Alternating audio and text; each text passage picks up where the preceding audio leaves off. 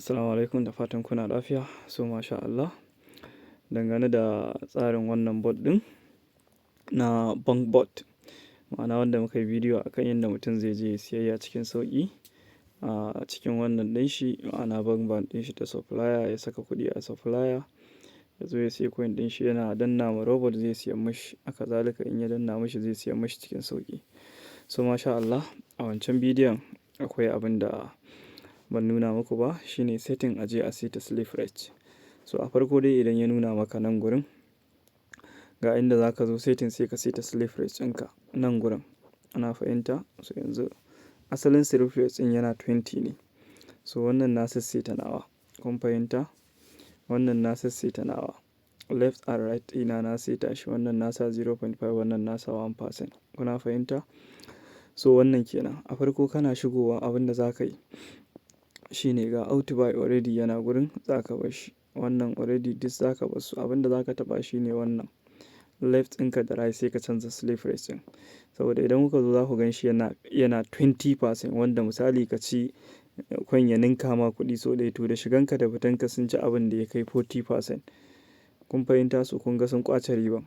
So za ka taɓa nan left. To idan ka taɓa, za su ce ma reply to your new setting for the left buy in Solana example 0.5.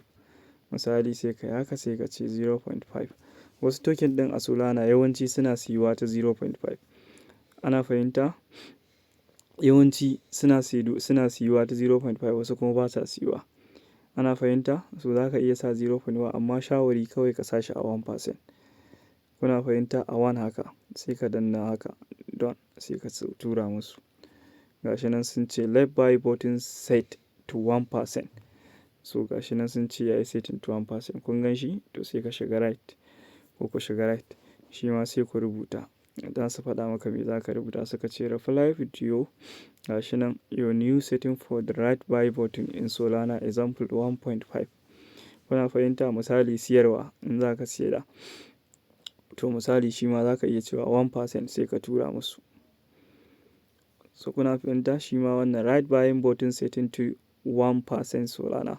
So shi ma wannan ya seta, za ku ga ya dawo 1%. Kun gan shi yanzu da siya da siyarwa duka 1%.